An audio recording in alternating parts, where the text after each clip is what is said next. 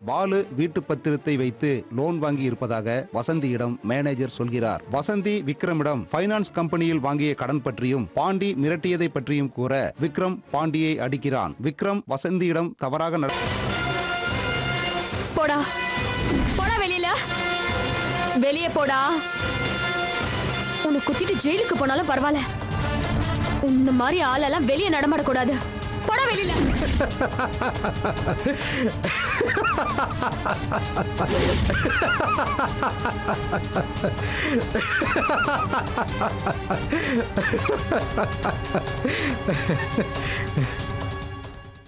Very good Vasanthi,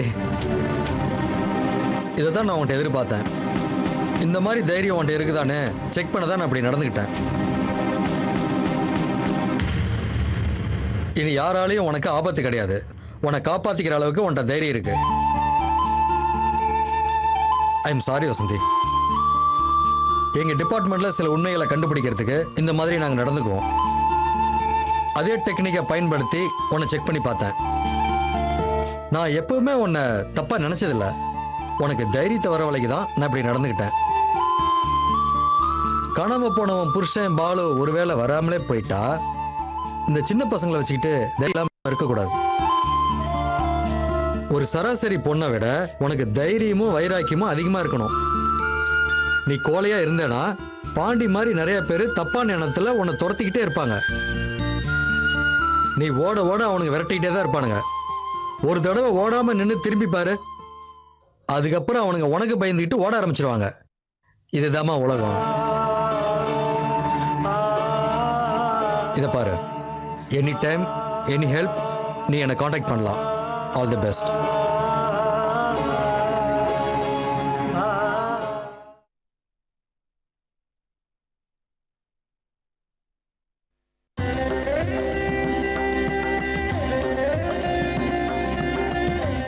Vinayaka, எல்லாரும் நல்லா இருக்கணும்ப்பா. என் பேத்திக்கு நல்லபடியா ஒரு கல்யாணம் நடக்கணும்ப்பா.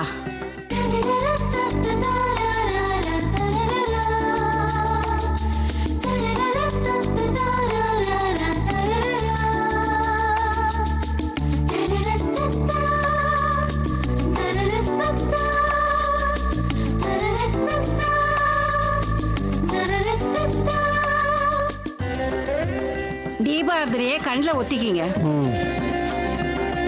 ஆண்டவனே எல்லாரும் நல்லா இருக்கும்டா சாமி. என்ன வத்சலா, உன் பேத்தி சந்திரிகா இன்னும் கிளம்பலையா? அவ எனக்கு மட்டும்தான் பேத்தியா? உங்களுக்கு பேத்தி இல்லையா? எனக்கும் பேத்தி தான் இல்லைங்கள, ஆனாலும் உனக்கு அவ செல்ல பேத்தியாச்சே. என் செல்லமா இருந்து என்ன பிரயோஜனம்? எல்லா விஷயத்திலயும் என் பேச்ச கேக்குறா. ஆனா கல்யாணத்தை பண்ணிக்கணும்னு சொன்னா மட்டும் கேட்க மாட்டேங்கிறாளே. ஊர்ல குழந்தை பெத்துக்க முடியாத பொம்பளைங்க எல்லாம் இவகிட்ட வந்து ட்ரீட்மெண்ட் எடுத்துக்கிறாங்க. இவ எப்ப கல்யாணம் பண்ணி எப்ப நமக்கு கொள்ளு பேரனை பெத்து கொடுக்க போறாளோ?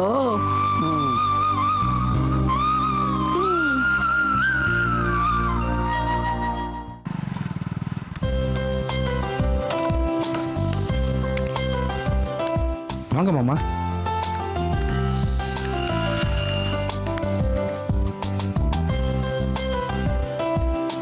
சார். வா பிரகாஷ். என்னப்பா, யார் இது? முன்ன பின்ன தெரியாதவங்க எல்லாம் வீட்டுக்கு கூட்டிட்டு வரேன். மேடத்தை பார்க்க கூட்டிட்டு வந்திருக்கேன். சந்திரிகா தான் இன்னும் கொஞ்ச நேரத்துல ஆஸ்பத்திரி கிளம்பிடுவாளே, அங்க போய் பார்க்க சொல்ல வேண்டியதானே? இல்ல பாட்டி, இவர் என் அக்கா வீட்டுக்காரர் தான். மேடம் டிரைவர் வேணும்னு கேட்டிருந்தாங்க, அதுக்காக தான் கூட்டிட்டு வந்தேன். ஓ, டிரைவர் வேலைக்கு வந்திருக்கியா? உன் பேர் என்னப்பா? என் பேர் குமரன் சார். இதுக்கு முன்னால எங்க வேலை செஞ்ச? இதுக்கு முன்னாடி எங்க ஊர்ல லேத்து பட்டறையில வேலை பார்த்தேன். லேத்து பட்டறையிலையா? ஏப்பா, லேத்து பட்டறையில வேலை செஞ்சுட்டு டிரைவர் வேலைக்கு வந்திருக்கியே, எங்க கார் புதுசுப்பா. என் மாமா இதுக்கு முன்னாடி 5 வருஷம் எங்க ஊர்ல டிரைவர் வேலை பார்த்திருக்காரு.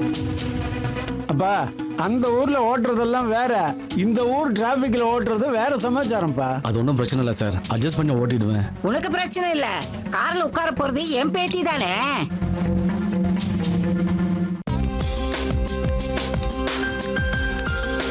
வணக்கம் மேடம். வணக்கம் மேடம், நான் சொன்னேன்ல சம்பளம் எல்லாம் பேசிட்டீங்களா? நீங்க சொன்னபடி எல்லாத்தையும் பேசிட்டேன் மேடம். எல்லாத்துக்கும் ஓகே தான் மேடம். ஆளு நம்பிக்கையான ஆளு தானே? என் அக்கா வீட்டுக்காரர் தான் மேடம். நான் தான் ஏற்கனவே சொல்லியிருக்கேனே. என்னங்க இவன் பாக்குறதுக்கு ஒரு மாதிரி இருக்கான்ல. ஏய், நம்ம இன்னும் சினிமாவில் நடிக்கிறதுக்கு ஆள் எடுக்க போறோம், பேசாம இரு. ஓகே, என்னைக்கு டியூட்டில ஜாயின் பண்றீங்க? நாள் நட்சத்திரம் ஏதாவது பார்க்கணுமா? அதெல்லாம் நம்பிக்கை இல்லை மேடம். சொல்ற வேலையை கரெக்டாக செய்வேன். நான் என்னைக்கே ஜாயின் பண்ணிக்கிறேன். Very good. ஏமா நாள் நட்சத்திரத்துல எதுவும் நம்பிக்கை இல்லைங்கிறான். இவனை நம்பி எப்படிமா கார் கொடுக்கறது? தொழில் மேல நம்பிக்கை இருந்தா போதும் பாட்டி. சரி, நீங்க ஏதோ கோவிலுக்கு போகணும்னு சொன்னீங்கல்ல, நீங்களும் தாத்தாவும் போயிட்டு வாங்க.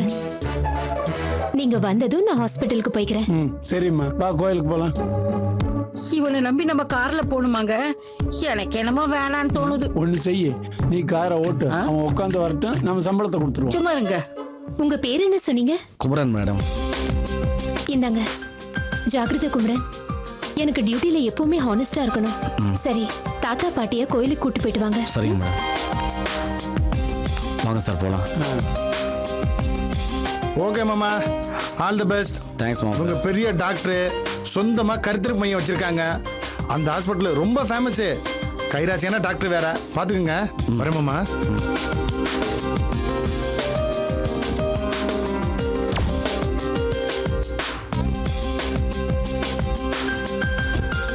எந்த கோயிலுக்கு சார் போகணும்? திருப்பதிக்கு. பெருமாளை பார்க்கணும். ஏப்பா அதிர்ச்சி ஆயிட்ட? திருப்பதி நகர்ல இருக்கிற வைகுண்ட பெருமாள் கோயிலுக்கு போங்கிறாங்க.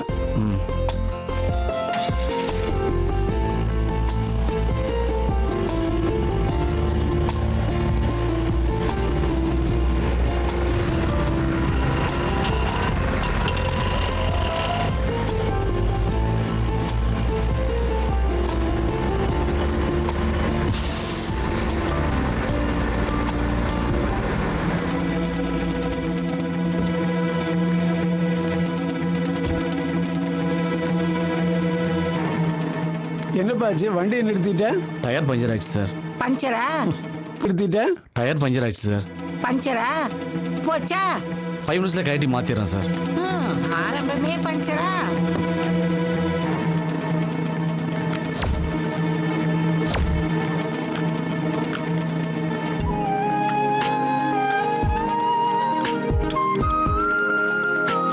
பையனை பார்க்கும் போதே நினைச்சேன், ஆளு அபசகுணம் பிடிச்சவன் போல இருக்குன்னு. அதான் கார் ஏறி 4 அடி கூட நகரல, அது பஞ்சர் ஆகி நடு ரோட்ல நின்னு போச்சு. என் பேச்சை யாரு கேக்குறா?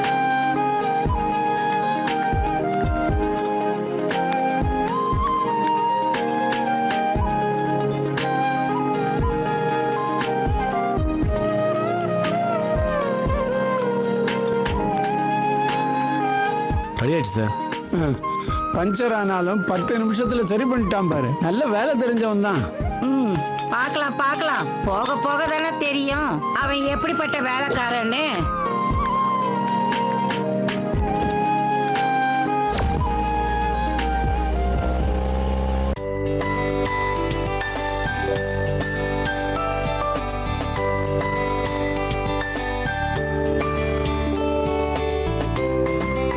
என்னமாயா 15 நாள் ஜாலியா இருந்துட்டு போலான்னு வந்திருக்கேன்னு சொன்னேன். இப்ப பார்த்தா எப்ப பாரு லேப்டாப்லயே உட்காந்துட்டு இருக்க. டி எஸ்டேட் டெண்டர் விஷயமா வந்த வேலை முடிஞ்சு போச்சு. அப்படியே எங்க மேனேஜருக்கு அப்டேட் பண்ணி ஒரு மெயில் அனுப்பிச்சிட்டு இருக்கேன். அவ்வளவுதான். ஆமா, இந்த நேரத்துல எப்பவுமே நீ ஆபீஸ் வேலையை பார்த்துட்டு இருப்பியே? இல்ல, நாளைக்கு லீவு தானே, அதான் நாளைக்கு பாத்துக்கலான்னு. ஆக்சுவலா என் பாஸ் இருந்தாருன்னா எனக்கு இவ்வளவு வேலை இருக்காது. பாலு சார் இல்லாதனால எல்லா வேலையும் நானே பார்க்க வேண்டியதா இருக்கு. ஒர்க் ரொம்ப ஹெவியா இருக்கு. வசந்தி ஏதாவது ஃபோன் பண்ணாங்களா? இல்லையே, ஏன் கேக்குற? இல்ல சும்மா தான் கேட்டேன். சும்மா சொல்லக்கூடாது பிரேம். ஊட்டி எஸ்டேட்ல உட்காந்துக்கிட்டு கரன்சி அக்கௌண்ட் பண்ணிட்டு இருந்தேன்.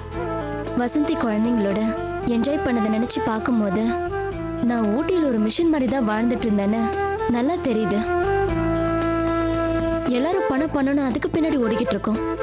எனக்கு தெரிஞ்சு இப்பெல்லாம் நம்ம வாழ்க்கையை ரசிச்சு அனுபவிச்சு வாழ்றதே இல்லை. வசந்தியும் அவங்க குழந்தைங்களையும் எனக்கு ரொம்ப பிடிச்சிருக்கு. உனக்கு எப்படி பிரேம்? எனக்கு சொல்ல தெரியல மாயா. எனக்கும் அந்த குழந்தைங்களோட இருக்கும்போது ரொம்ப ஜாலியா தான் இருந்துச்சு. அம்மா, ஏன் கேக்குற? ஒன்னும் இல்ல பிரேம், சும்மா தான் கேட்டேன். இல்ல, சில நேரத்துல இந்த சும்மா தான் கேட்டேங்கிற வார்த்தைக்கு நிறைய அர்த்தம் இருக்கும். இப்ப நீ கேட்டது கூட அப்படிதான் நினைக்கிறேன். அப்படியா சொல்ற? சரி, அப்படியே வச்சுக்கோ. அப்ப சொல்லு, உனக்கு என்கிட்ட இருந்து என்ன தெரிஞ்சுக்கணும்? மறுபடியும் அதே கேள்விதான். உனக்கு வசந்தி பிடிச்சிருக்கா இல்லையா? இப்பவும் சும்மா தான் கேட்குறியா? இல்ல, நான் இப்ப எதார்த்தமா தான் கேட்கிறேன். நான் வந்ததுல இருந்து கவனிச்சுக்கிட்டு தான் இருக்கேன். நீ வசந்தி பத்தி பேசினாலும் சரி, இல்ல நான் வசந்தி பத்தி பேசினாலும் சரி, உன் ஃபேஸ்ல 1000 வாட்ஸ் பல்ப் ஆன மாதிரி அப்படி ஒரு பிரைட் ஆயிடுற. ஏற்கனவே நாட்டுல பவர் கட் ப்ராப்ளம் இருக்கு. இதுல என் முகத்துல வேற 1000 வாட்ஸ் பல்ப் எரியணுமா? அடுத்த மாசம் EB காரங்க அதுக்கும் சேர்த்து பில் போட்டுற போறாங்க. சரி பிரேம், உன்கிட்ட நான் ஓப்பனா ஒரு விஷயம் கேட்கிறேன். நீயே வசந்தியை கல்யாணம் பண்ணிக்க கூடாது?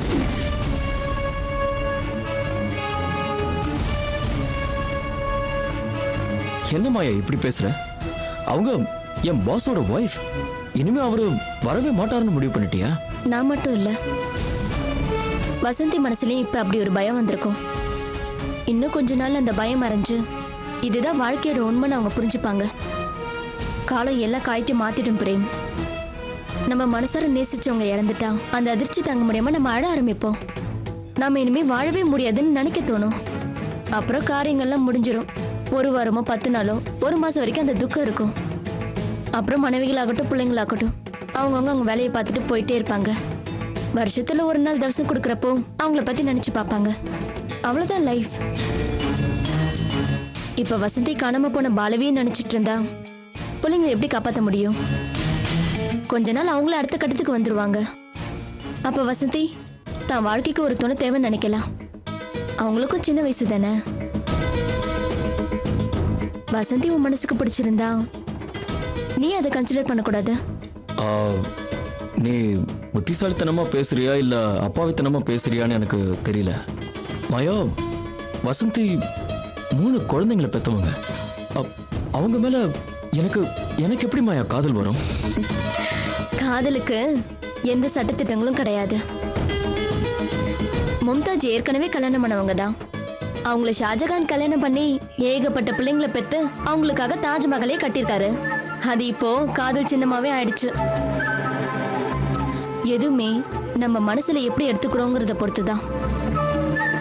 ஒரு ஆம்பளை தன்னோட 60 வயசுல பொண்டாட்டி செத்து போயிட்டா கூட யோசிக்காம அடுத்த கல்யாணம் பண்ணிப்பான். அதுவே ஒரு பொண்ணுக்கு 20 வயசுல புருஷன் செத்து போனா கூட அவ ஒரு கல்யாணம் பண்ணிக்கணும்னு நினைச்சா இந்த சமுதாயம் அவளை பாக்குற பார்வையே வேற மாதிரி இருக்கும். இன்னைக்கு காலம் நிறைய மாறி இருந்தாலும் பெண்களோட கை ஓங்கிடக்கூடாதுங்கிறதுல பல ஆம்பளைகள் கவனமா தான் இருக்காங்க. பெண்கள் போடுற ஓட்டு மட்டும் வேணும். ஆனா பெண்களுக்கான இடஒதுக்கீடு மசோதாவை இன்னைக்கு வரைக்கும் பார்லிமெண்ட்ல ஏன் நிறைவேற்றல? ஆசையாகட்டும், சோஷியல் செக்யூரிட்டி ஆகட்டும், ஆணுக்கும் பெண்ணுக்குமே அது தேவைப்படுற விஷயமா தான் இருக்கு. அதனால வசந்தி இன்னொரு கல்யாணம் பண்ணிக்கிறதுல எந்த தப்புமே கிடையாது. அவங்கள நீ கல்யாணம் பண்ணிக்கிட்டா அது கூட தப்பு கிடையாது. இல்ல, என் மனசுல அப்படி எந்த ஒரு எண்ணமும் கிடையாது. நீயா கண்டதையும் கற்பனை பண்ணிட்டு இருக்க? தெரியல பிரேம், யார் மனசுல யார் இருக்காங்களோன்னு யாருக்கு தெரியும்? இப்ப நான் வந்திருக்கேன், 2 பேரும் பக்கத்துல பக்கத்துல தான் இருக்கோம். ஆனா என் மனசுல என்ன இருக்குன்னு உன்னால சொல்ல முடியாது. வந்து மோதிட்டே இருக்கும். யுத்தத்துல பல பேரை சாவடிக்கிற போர் வீரன் தானா செத்து போன தான் அப்பா அம்மாக்காக அழுவான்.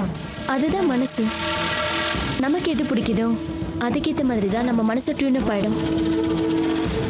ஒருவேளை வசந்தி உனக்கு பிடிச்சிருந்தா அவங்கள கல்யாணம் பண்ணிக்கணும்னு முடிவெடுத்தா அது எந்த வகையில தப்பு இல்லை பிரேம். நம்ம மனசுக்கு என்ன பிடிக்குதோ அதுபடிதான் வாழணும். அதான் ஏன் பாலிசி.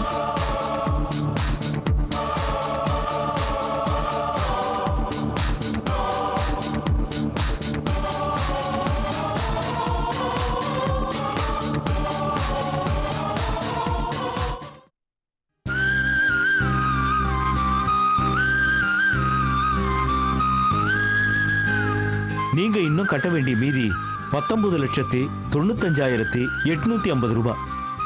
அரௌண்டா 20 lakhs. மைண்ட்ல வச்சுக்கோங்க. இந்த பணத்தை நீங்க எப்ப கட்ட போறீங்க? சார், இந்த பணத்தை மொத்தமா ஒரே அடியா கட்டி ஆகணுமா சார்? இல்ல அவர் கட்டிட்டு இருந்த மாதிரி மாசம் மாசம் EMI நான் கட்டுறேன் சார். பசங்க எல்லாம் படிச்சிட்டு இருக்காங்க. அவர் இருந்திருந்தா பிரச்சனையே வந்திருக்காது. அதுதாம்மா இப்போ எங்களுக்கும் பிரச்சனையே. உங்க ஹஸ்பண்ட் மட்டும் காணாம போகாம இருந்திருந்தா அவரே ஒழுங்கா இஎம்ஐ கட்டியிருப்பாரு. அவர் இப்ப காணாம போயிட்டாரு. எஃப்ஐஆர் பதிவாயிருக்கு. அது மட்டும் இல்ல, அவருக்கு வேலையும் போயிருச்சு. அவருக்கு இந்த வீட்டு லோனை சாங்ஷன் பண்ணதே அவருடைய வேலை, அவர் வாங்குற சம்பளத்தை வச்சுதான். இப்ப ரெண்டுமே இல்ல. உங்க மேல இறக்கப்பட்டு ஹெட் ஆபீஸ்ல கன்சல்ட் பண்ண, ஆனா அவங்க எதுக்கும் ஒத்துக்கல. சார், நான் அவரோட வைஃப் தான். நாமினி அவர் என் பேரு தான் போட்டிருப்பாரு. நான் இஎம்ஐ கட்டிடுறேன் சார். நீங்க சொல்றது கரெக்ட் தான். நீங்க கவர்மெண்ட் பேங்க்ல லோன் வாங்கியிருந்தீங்கன்னா அந்த மாதிரி நடந்துக்கலாம். இது பிரைவேட் ஃபினான்ஸ் கம்பெனி. கடன் கொடுத்த மொத்த அமௌண்ட்டையும் வட்டியோட திருப்பி வாங்கணுங்கிறது தான் எங்க கம்பெனி ரூல்ஸ். அப்படி இல்லைன்னா நீங்க ஒரு கவர்மெண்ட் ஜாப்லயோ இல்ல கன்ஃபார்ம்டு ஜாப்லயோ இருந்திருந்தா இந்த லோனை உங்க பேருக்கு மாத்தலாம். ஆனா நீங்க வேலைக்கும் போல ஹவுஸ் ஒய்ஃப் தானே? சார், நானும் படிச்சிருக்கேன் சார். ஜாப்க்கு ட்ரை பண்ண கண்டிப்பா நல்ல வேலை எனக்கு கிடைக்கும். கிடைக்க போற வேலையை வச்சு ஒன்றும் பண்ண முடியாதுமா. நீங்க இதுக்காக இவ்வளோ ரிஸ்க் எடுக்க வேண்டிய அவசியம் இல்லை. நீங்க அந்த வீட்டை வாங்கும் போது இருந்த விலையை விட இப்போ அதோடைய விலை 3 மடங்கு இன்க்ரீஸ் ஆயிருக்கு. உங்க வீடு எப்படியும் 60 லட்சம் ரூபாய்க்கு விலை போகும். அதை ஏலத்துல விட்டு எங்களுக்கு வர வேண்டிய 20 லட்சம் ரூபாவை நாங்க எடுத்துக்கிட்டாலும் உங்களுக்கு 40 லட்சம் ரூபாய் கிடைக்கும். அதுல 10 லட்சம் ரூபாய்க்கு ஏதாவது ஒரு வீடை லீஸ்க்கு பிடிங்க. மீதி 30 லட்சம் ரூபாவை எஃப்டில போட்டு வைங்க. வட்டியை வாங்கி காலம் முழுக்க சாப்பிட்டுக்கிட்டு இருக்கலாம். எங்க கம்பெனியில் கூட நீங்க டெபாசிட் பண்ணலாம். உங்களுக்கு வட்டியில வேணா சில சலுகைகள் பண்ணி தரோம். போதும் சார். உங்களுக்கு பணம் தானே வேணும்? அந்த பணத்தை நான் கட்டிடுறேன். அந்த பணத்தை கட்டி என் வீட்டை நான் மீட்டுக்கிறேன். இந்த வீட்டை கட்டுறதுக்காக என் புருஷன் எவ்வளவு கஷ்டப்பட்டிருக்காருன்னு எனக்கு தான் தெரியும். அது மட்டும் இல்ல, நானும் அவரும் சேர்ந்து உட்கார்ந்து கிரகப்பிரவேசம் பண்ண வீடு அது. என் பிள்ளைங்க ஓடி ஆடி விளையாடின இடம் அது. என் உயிரே போனாலும் அதை விற்க நான் அனுமதிக்க மாட்டேன். சார் ப்ளீஸ் கொஞ்சம் டைம் கொடுங்க. உங்களுக்கு சேர வேண்டிய பணத்தை நான் கட்டுறேன். இதை பாருங்கம்மா, உங்க வீட்டை ஏலத்துக்கு கொண்டு வரணும்னு எங்களுக்கு ஒன்றும் ஆசை இல்லை. சரிம்மா, ஒரு 15 நாள் டைம் தரேன். அதுக்குள்ள மொத்த பணத்தையும் கட்டிட்டு உங்க வீட்டு பத்திரத்தை மீட்டுக்குங்க. அதுக்கு மேல டைம் கொடுக்க எனக்கும் அதிகாரம் இல்லை. மறுபடியும் ஹெட் ஆபீஸ்க்கு ஃபோன் பண்ணி எக்ஸ்டென்ஷன் கேட்கணும். அதை கொஞ்சம் மைண்ட்ல வச்சுக்கோங்கம்மா. ரொம்ப தேங்க்ஸ் சார். இந்த அளவுக்கு நீங்க டைம் கொடுத்ததே எனக்கு போதும். நான் எப்படியாவது பணத்தை கட்டிடுறேன் சார். சார், நான் ஏதாவது தப்பா பேசியிருந்தா என்ன மன்னிச்சிடுங்க. அதெல்லாம் ஒண்ணும் இல்லம்மா. இதுல என்னமா இருக்கு? உங்க நிலைமையில இருந்து பார்த்தாதான் உங்க கஷ்டம் தெரியும். நாங்க உங்களுக்கு உதவி செய்யத்தான் இருக்கோம். எங்களுக்கும் லிமிடெட் பவர் தான் கொடுத்துருக்காங்க. சரிங்க சார், நான் அப்போ கிளம்புறேன். சரிம்மா, நீங்க போயிட்டு வாங்க.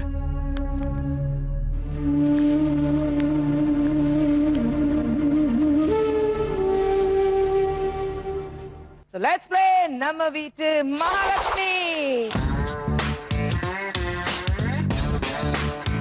இன்னைக்கு நம்ம எபிசோட்ல பாத்தீங்கன்னா அழகான மகாலட்சுமிகள், அதுவும் ஒரு புதுசா பூ பூக்கும் பாருங்க, அந்த மாதிரி 4 குட்டி பாப்பாஸ் வந்திருக்காங்க. இன்னைக்கு நம்ம வீட்டு மகாலட்சுமி கொண்டாடுறதுக்கு. சமன்விதா, நீங்க என்ன பக்கத்துல கோலவிழி அம்மன் கோயிலுக்கு போயிருந்தேம்மா. இந்த பூ எடுத்துக்க. என்னவோம்மா, எப்படியாவது பாலு திரும்பி வரணும்னு நானும் கோயிலுக்கு போயிட்டு தான் இருக்கேன். அந்த கடவுள் தான் கண் திறக்க மாட்டேங்கிறான். வசந்தியும் பாலு இல்லாம பிள்ளைங்களை வச்சுக்கிட்டு என்ன கஷ்டப்பட்டுட்டு இருக்காளோ. சாப்பிட்றதுங்க தூங்குறதுங்க நினப்பு மட்டும் அங்கேயா? அகிலா கல்யாணம் நல்லபடியா நடக்கணுன்றதுக்காக கோயிலுக்கு போயிட்டு வந்தேன்னு சொல்றாங்களா பாரு. சரி, அகிலா கல்யாணம் முடிகிற வரைக்கும் பேசாம அமைதியா இருக்கிறது தான் நமக்கு நல்லது.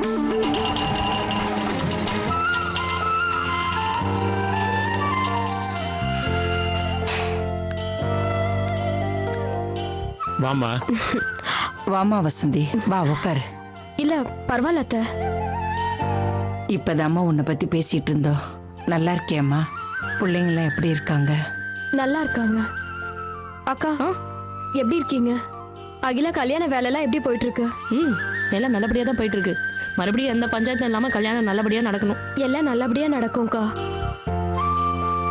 வசந்தி, பாலு பத்தி ஏதாவது தகவல் கிடைச்சதம்மா? இல்ல மாமா, போலீஸ் இன்னும் தேடிட்டு தான் இருக்காங்க. நானும் போற இடத்துல எல்லாம் விசாரிச்சுட்டு தான் இருக்கேன். ஒண்ணுமே தெரியல.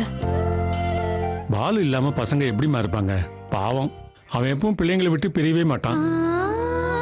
எங்கேயாவது வெளியூர் போனா கூட தினம் ஃபோன் போட்டு தனித்தனியா பிள்ளைங்க கிட்ட பேசுவான். பிள்ளைங்களுக்கு தான் ரொம்ப ஏமாத்தமா இருக்கும்ல. 3 பேரும் அவரை எதிர்பார்க்காம வாழ பழகிட்டாங்க மாமா. என்ன இருந்தாலும் மனசுக்குள்ள அவங்க அப்பா பத்தின ஏக்கம் இருக்கும்ல. அதுவும் நவீன் தான் எப்பவுமே அவங்க அப்பா பத்தியே பேசிட்டு இருக்கான். மாமா, உங்ககிட்ட ஒரு முக்கியமான விஷயம் பேசலாம் தான் வந்தேன்.